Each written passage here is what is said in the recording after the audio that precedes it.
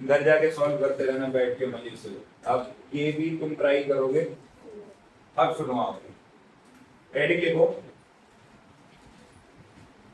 Heading लिखो, Wheatstone bridge principal. Heading लिखो, Wheatstone bridge principal. किस तरीके से सवाल आया है इस पे, इस तरीके से सवाल आ जाए तो किस्मत बहुत ही अच्छी है अपनी। कहता है कंडीशन डिराइव करो व्हीटस्टोन ब्रिज की, या कहता है draw a circuit showing a variation of Wheatstone bridge, use Kirchhoff's law to obtain the balance condition in terms of the values of the four resistance of the galvanometer to give null deflection. कई बार repeat हुआ है ये question. तो basically क्या होता है देखो, व्हीटस्टोन ब्रिज, कौन सा ब्रिज? तो व्हीटस्टोन जो है ना, ये एक वैज्ञानिक का नाम है सबसे पहली बात तो ये। जैसे लिविंगस्टोन भी है, ये भी एक वैज्ञानिक का नाम है, ऐसे ही व्हीटस्टोन भी है। अब व्हीटस्टोन ब्रिज प्रिंसिपल के हिसाब से होता क्या है वो समझो बात। पहली बात में जगह देख लो आगे खाली, ठीक है, बात बन जाएगी। मान लो कुछ रजिस्टर ऐसे जुड़े हों,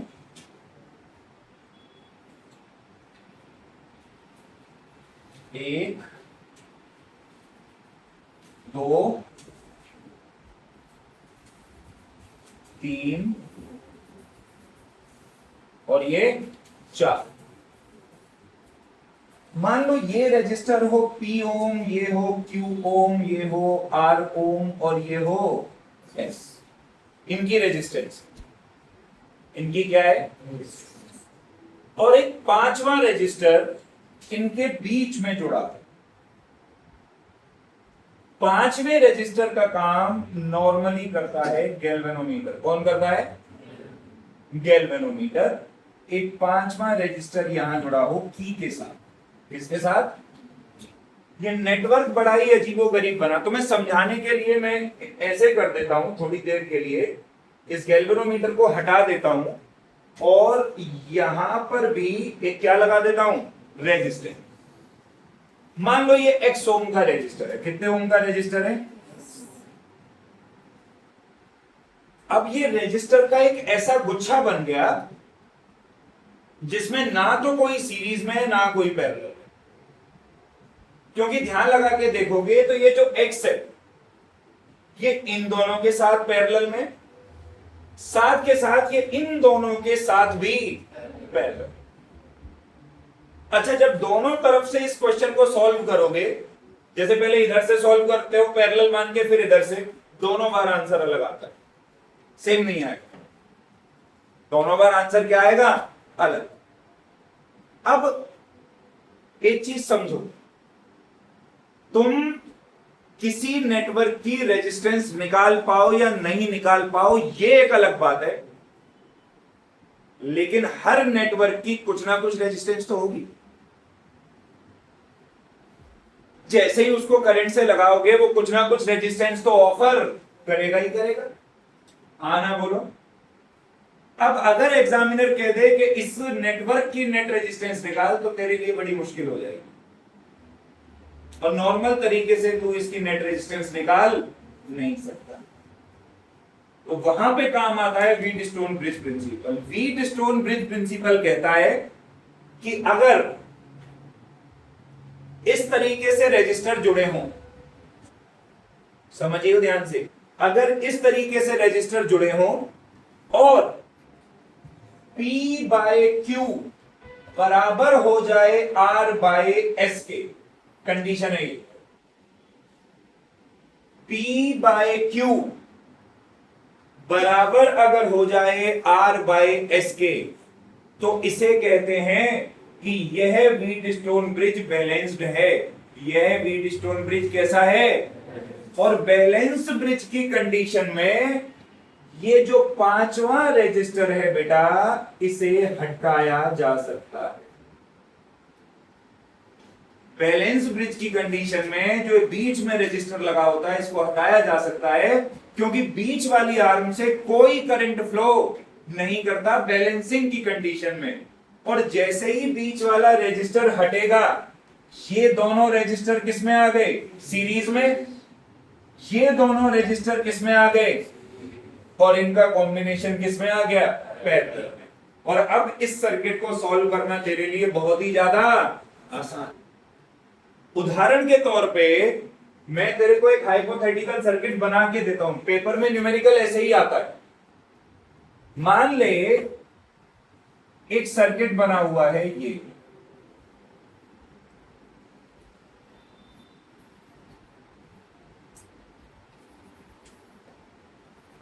दो ओम, 4 ओम, 4 ओम, 8 ओम, 5 ओम। अब एग्जामिनर कह रहा है कि इसका नेट रेजिस्टेंस निकाल। जब भी 5 रेजिस्टर तुझे कहीं भी कनेक्टेड मिल जाए, तेरा सबसे पहला काम होना चाहिए कि तू अप्लाई करके दे कि क्या P बटे Q बराबर हो रहा है R बटे S के। सोच के बता, इस क्वेश्चन में क्या P बटे Q बराबर है R बटे S के? हाँ ना बोल। अगर P बटे Q बराबर है, जो यहां भी हो रहा है देख, 2/4 बराबर है 4/8, यानी कि 1/2 बराबर हो गया किसके? 1/2 के। तो ये कैसा ब्रिज हुआ? Balanced bridge. कैसा ब्रिज? और अगर ये बैलेंस्ड है तो ये जो बीच वाली जो आर्म है तो इसे हटा सकता है, इसको मान नहीं मान कोई फर्क नहीं पड़ता। उसके बाद में अब 4 और 2 किस में लग गए? सीरीज में। बोल आंसर कितना? 6। 8 और 4 किस में लग गए? सीरीज में। बोल आंसर कितना? 12 और 6 किस में लग गए? पैरेलल में। बोल आंसर कितना? 4। आंसर कितना? तो इस सर्किट का नेट रेजिस्टेंस जो आएगा, इस सर्किट का जो नेट रेजिस्टेंस आएगा वो कितना ओम आ जाएगा? 4 ओम का। यहां काम आता है व्हीटस्टोन ब्रिज प्रिंसिपल। अब ये मत पूछियो कि अगर बैलेंस ना हो तो क्या होगा। पहली बात तो तू पहचान ही ले बैलेंस है या नहीं है। चल ले इसमें लगा के बता मुझे।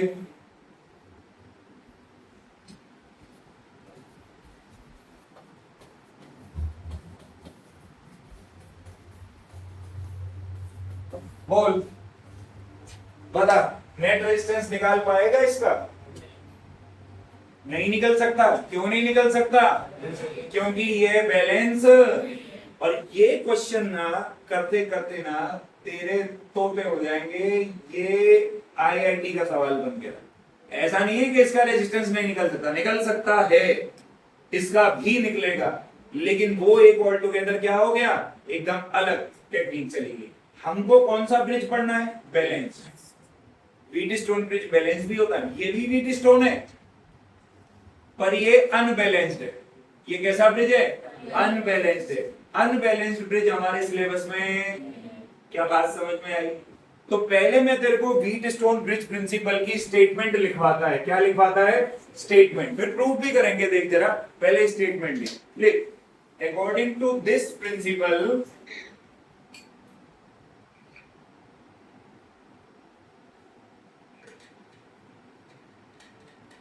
according to this principle, if four resistances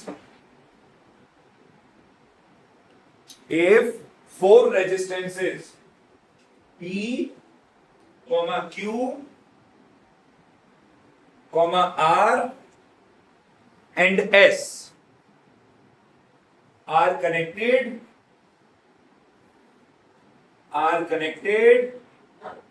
as shown in figure,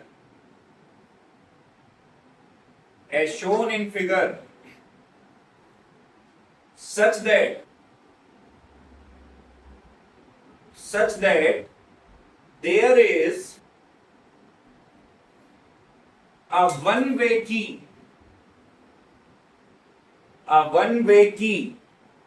between A and C,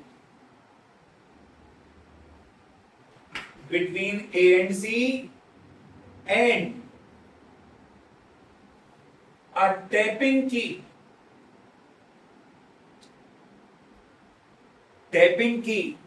between B and D, comma, if on closing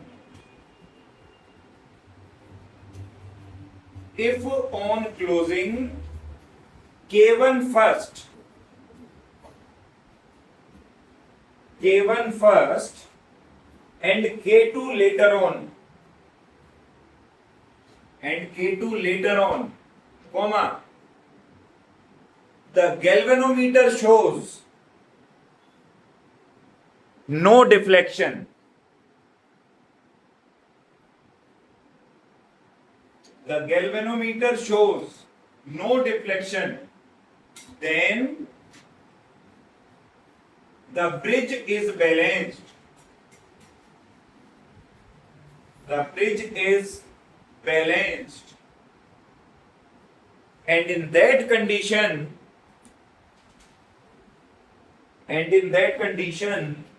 अगली लाइन में लिखेंगे P upon Q is always equal to R by S. इस तरीके से square bracket लगा देंगे. And in that condition, P upon Q is equal to R upon में S. मैं डायग्राम बना रहा हूं, जो लिखवाया उसी के लिए डायग्राम बना रहा हूं, देखना जरा.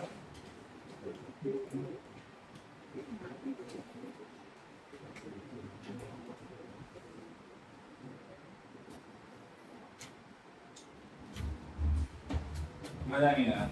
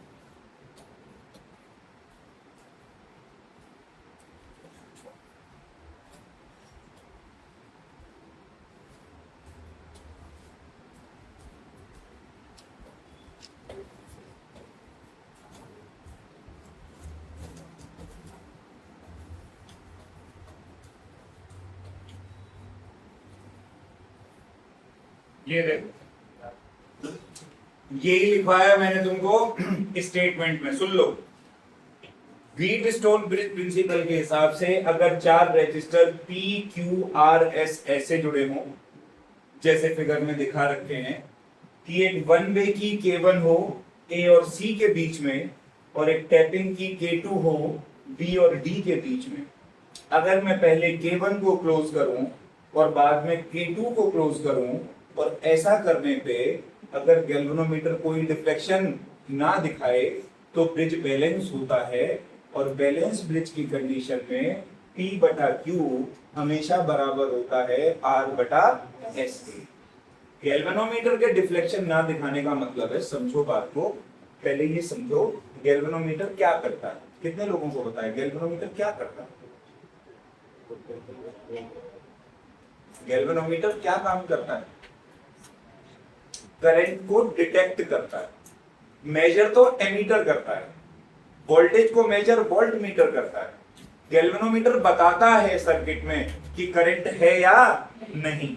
और अगर गैल्वेनोमीटर कोई डिफ्लेक्शन नहीं दिखा रहा, इसका मतलब सर्किट में कोई करंट, बात समझ में आई? और जब सर्किट में कोई करंट नहीं है तो ब्रिज बैलेंस होता है. और इसीलिए तो मैं 5वीं आर्म को बार बार क्या कर दे रहा था? हटा दे रहा था.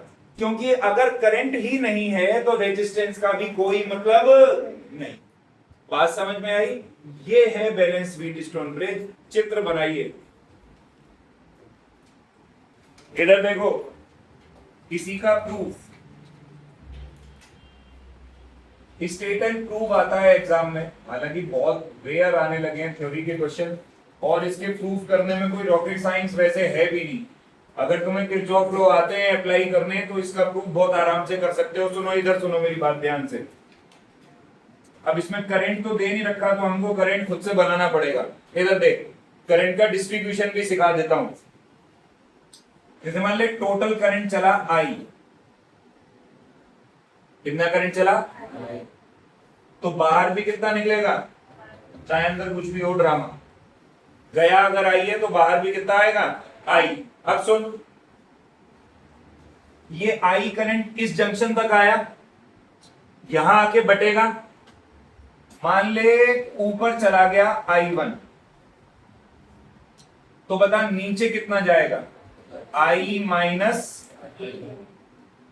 जैसे मान ले टोटल करंट 10 था, 10 में से 2 ऊपर चला गया, तो नीचे कितना आएगा, 8। अब ये I1 यहां तक आया, इस जंक्शन पे फिर बटेगा। मान ले इधर चला गया IG, कितना चला गया, तो बोल भाई इधर कितना बचेगा, I1 माइनस। अब ये IG ऊपर से आया ऐसे, ये I माइनस I1 यहां से आया ऐसे, इस जंक्शन पे मिल गए, तो मिलके इधर बोल कितना करंट बनाएंगे, I माइनस I1 प्लस इतना ही बनेगा। अब ये I minus I1 plus IG इधर से, और ये इधर से यहां पे फिर मिल जाएंगे। देख, दोनों को जोड़ के I आना चाहिए आंसर। अगर आ रहा है तो तेरे करंट का डिस्ट्रीब्यूशन सही है, और अगर नहीं आ रहा तो तेरे करंट का डिस्ट्रीब्यूशन बिल्कुल क्या है भाई, गलत। तो मेरे हिसाब से I आ रहा होगा ऐड करके, तो करंट डिस्ट्रीब्यूशन सही है। अब देख, प्रूफ करते हैं अपन। Applying loop law in loop ABDA। Loop दिखा तेरे को, पहले ढूंढ, लूप दिखा ABDA, ABDA बोल, सही है क्या? आपने को लूप दिख गया ABDA। अब इसमें किरचॉफ का लूप लॉ लगाएं, जो हमने लास्ट क्लास में लगाना सीखा था। इधर से चले, करंट मेरे साथ साथ है, तो मैं लिखूंगा I1 इंटू पी, बोल सही है। अब यहां से बड़ा इधर आया, अभी भी करंट मेरे साथ साथ है, लिखूंगा IG इंटू में गैल्वेनोमीटर की रेजिस्टेंस G मान रहा हूं। गैल्वेनोमीटर की रेजिस्टेंस क्या मान रहा हूं, G। अब यहां से वापस चलने लगा हूं, लेकिन करंट कैसे जा रहा है, अरे हाँ ना बोल, मैं जा रहा हूं ऐसे ही करंट जा रहा है। तो अब करंट क्या है, माइनस का, तो मुझे क्या लेना पड़ेगा, माइनस का I minus I1 into R बराबर का। ये बात मेरे हिसाब से सबको समझ आई होगी, लास्ट क्लास में बहुत बढ़िया सिखाई थी मैंने। इसके बाद में applying loop law in loop BCDB। Loop ढूंढ भाई, BCDB लूप मिला, BCDB बोल, सही है। B से चलना शुरू कर रहे हैं, कहां से चलना शुरू कर रहे हैं, देख भैया चलना शुरू करते हैं तो हम लिखेंगे Q I1 माइनस IG, क्योंकि यहां पे करंट मेरे साथ साथ है। अब मैं कैसे आ रहा हूं, C से करंट कैसे जा रहा है, D से, तो प्लस लू माइनस लू बोल, तो माइनस लूंगा तो क्या लिख देता हूं, minus I minus I1 plus IG into, अब मैं बता इधर से इधर जा रहा हूं करंट, तो क्या लूं, प्लस या माइनस, तो मैं लूंगा माइनस IG इंटू G बराबर का, बोलो सही है क्या, अरे बोल सही है क्या। हम क्या डिराइव कर रहे हैं, balanced Wheatstone bridge for balanced Wheatstone bridge. अच्छा एक बात बता, अभी मैंने तेरे को बताया कि अगर ब्रिज बैलेंस होगा, अगर ब्रिज क्या होगा, तो गैल्वेनोमीटर कोई डिफ्लेक्शन और अगर गैल्वेनोमीटर कोई डिफ्लेक्शन नहीं दिखाएगा तो क्या मैं गैल्वेनोमीटर के करंट को जीरो ले लूं? हाँ भाई सोच के बोल। गैल्वेनोमीटर कोई डिफ्लेक्शन नहीं दिखा रहा, इसका मतलब जिस आर्म में गैल्वेनोमीटर लगा है उस आर्म में कोई करंट नहीं है, और अगर कोई करंट नहीं है तो उस आर्म का करंट मैंने क्या मान रखा है? IG। क्या मान रखा है करंट? तो IG की वैल्यू को क्या ले लेना चाहिए बोल? अगर इन्हीं दोनों इक्वेशंस में IG को जीरो रख दूं तो रख के देखता हूं, IG की वैल्यू को इसमें जीरो रख रहा हूं, क्या बचेगा? I1 इंटू पी, ये तो जीरो हो गया, इसको उधर ले जाऊं तो बोल बराबर क्या बचा? I minus I1 into, let this be equation number, IG zero इसमें भी रख दूं, ध्यान लगा के देख, ये तो जीरो हो गया, तो ये क्या बचेगा? I1 इंटू, ये क्या हो जाएगा? जीरो, ये क्या हो जाएगा? इसमें भी IG क्या हो जाएगा? इसको उधर लेके जाऊं तो बोल क्या बचेगा? I minus I1 into, let this be equation number, let us divide equation number 1 by equation number, I1 से देख, I1 मरेगा, I माइनस I1 से, I माइनस I1, क्या बचा? P बटे Q बराबर R बटे S, हेंस। समझ में आया नहीं आया? अरे हाँ ना बोल यार, उतार। तरीका बताया गया था सर्किट रीड्रॉ करने का, देखो अब इधर देखो ध्यान से सामने, ये A है तो ये पॉइंट भी क्या होगा? क्योंकि इन दोनों के बीच में सिर्फ वायर है, बताया था मैंने, जब तक वायर रहेगी पॉइंट नहीं बदलेगा। ये भी है तो ये भी क्या रहेगा? अब सोच, ये भी है तो ये तो भी नहीं होगा ना। एक काम करते हैं, इसको मान लेता हूं। अब मजे की बात ये है कि ये x है तो ये x, तो इसको क्या मान लूं? y। देख ध्यान से, इसको मान लो y। ध्यान से देख मैं कैसे बना रहा हूं, अगले क्वेश्चन में काम आएगा। अब मैं सर्किट को रीड्रॉ कर रहा हूं, A के लिए, B के लिए, X के लिए, और ध्यान से देख ये वाला रजिस्टर देख कहां जुड़ा है, A और, तो एक काम कर, A और X के बीच में एक रजिस्टर बना दे R। ये वाला रजिस्टर कहां जुड़ा है? A और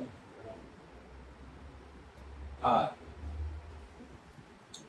ये वाला रजिस्टर कहां जुड़ा है? B और R। ये वाला कहां जुड़ा है? X और R। ये वाला कहां जुड़ा है? X और, ये बन गया तेरा सर्किट डायग्राम, हो गया रीड्रॉ। और जैसे ही तेरा सर्किट डायग्राम हुआ रीड्रॉ, क्या P बटे Q बराबर है R बटे S के? हाँ ना बोल। तो ये बैलेंस फीड स्टोन हुआ। बैलेंस फीड स्टोन होते ही हम इस वाले रजिस्टर को हटा सकते हैं, इसके हटते ही ये और ये किस में आ गया? सीरीज में। तो R और R 2R, R और R 2R, 2R और 2R पैरेलल में, आंसर क्या आ गया? R। खत्म, बना ले। तो हर बार बीट स्टोन थोड़ी बना बना छोड़ देते हो। अब क्योंकि इससे पिछले सवाल में मैंने तुमको रीड्रॉ करना सिखा दिया, तो अब तुम्हारी बुद्धि बस वहीं चल रही है, साले को रीड्रॉ करो। इधर देखियो, अगर इसे थोड़ी देर के लिए छुपा दूं, नीचे वाले को, तो ऊपर वाला परफेक्ट बीट स्टोन नहीं बन रहा। P बटे Q बराबर R बटे S, तो ये बीच वाला हट गया। इस ऊपर वाले का रेजिस्टेंस कितना आ जाएगा? R। तो ये रह गया R और इसके पैरेलल में एक रह गया R, R और R पैरेलल में, आंसर कितना आ गया? भाई बंद गए ना, इसे मानसिक गुलामी कहते हैं। तुम्हें बता दिया रीड्रॉ करना है, तो अब हर क्वेश्चन में तुम क्या सोच रहे हो? सारे को रीड्रॉ ही करेंगे, चाहे बिल्कुल सामने आंसर पढ़ाओ, नहीं करेंगे हम। उधर कितने लोगों ने ऐसे ही किया है? बता दो।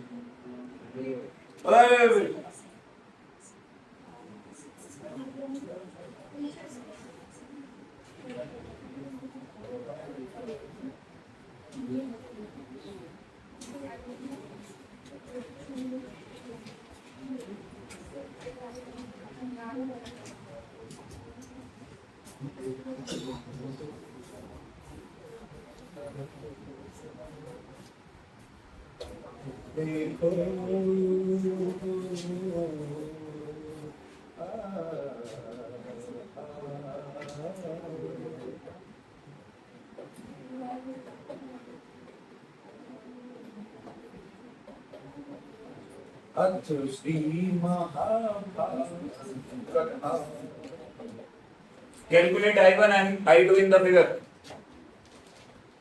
Calculate I1 and I2 in the figure. In this figure, here is the figure. I1 I2 calculate. इधर देखो, अगर थोड़ी देर के लिए इसको भूल जाओ तो P बटे Q बराबर R बटे, ये वाला हिस्सा एक बैलेंस व्हीटस्टोन ब्रिज है और इस रजिस्टर में से कोई करंट, फिर जरा इसको भूल जाओ थोड़ी देर के लिए, चिड़को जो 4/8 बराबर 8 बटे, फिर से बैलेंस व्हीटस्टोन ब्रिज है और इसमें से भी कोई करंट, तो I1 बराबर I2 बराबर क्या आएगा? ये जेई एडवांस का सवाल है, पर जेई एडवांस में इसके 4 पार्ट थे, चारों सही थे, आते ना more than multiple correct questions, तो इसमें इसके 4 पार्ट। पहला पार्ट ये था जो मैंने तुमसे पूछ लिया कि I1 I2 की वैल्यू क्या होगी। 3 पार्ट और भी थे, उसमें अलग अलग पॉइंट्स की वोल्टेज भी पूछ रखा था, पर मैंने तुमसे पार्शियल क्वेश्चन पूछा, उधर डालो फटाक से। तो I1 I2 बराबर क्या होगा? 0।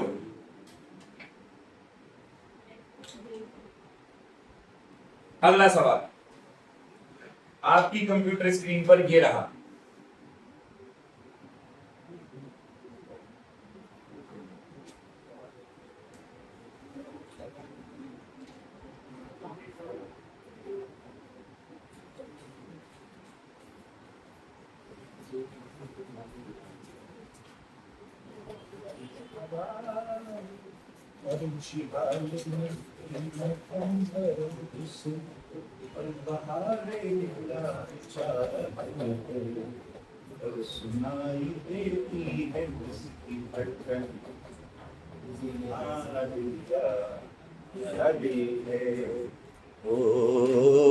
इधर देखो, तुम हो गधे, वो भी बहुत बड़े वाले गधे। अच्छा एक बात बताओ, 4/8 बराबर 8 बटे हो रहा है ना, तो ये एक बैलेंस व्हीटस्टोन ब्रिज नहीं है, यह सवाल ही व्हीटस्टोन ब्रिज नहीं है गधो। ओ मेरे देश के महान गधो, इसको जरा ऐसे घुमाना डायग्राम को, तो 8 और 4 12 ओम, 5 ओम और 24 ओम तीनों पैरेलल में लगे हुए हैं। खच्चरों की बुद्धि तो चलती नहीं बिल्कुल भी, जहां 5 रजिस्टर दिखे नहीं चिल्ला के बोल दिया व्हीटस्टोन है। तो मैं एक काम करता हूं, सुनो, इमेजिन करें, सोचो ये डायग्राम ऐसे घूम जाए, घूम गया 8 ओम, फिर ये घूमने के बाद कैसे बनेगा डायग्राम? देख मैं बनाता है, 4 ओम 8 ओम 5 ओम 8 ओम 16 ओम, और इस आरामखोर को यहां से जोड़ दिया है मैंने बैटरी से। ये देखिए बेटा, 4 8 5 8 16, तेरे को नहीं लगता ये तीनों किस में लगे? तुझे पता है ये व्हीटस्टोन कब होते?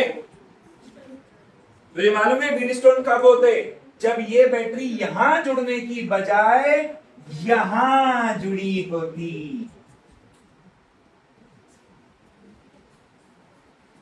तब ये क्या होते? व्हीटस्टोन। ये व्हीटस्टोन है या नहीं? और जब ये व्हीटस्टोन है ही नहीं, तो ये तीनों किसमें जुड़े हुए हैं? और पैरेलल में क्या सेम रहता है? वोल्टेज। क्या सेम रहता है? तो करंट का फॉर्मूला V बाय इस वाले रजिस्टर पे वोल्टेज कितनी? 10, R कितना? 5, आंसर कितना? खत्म।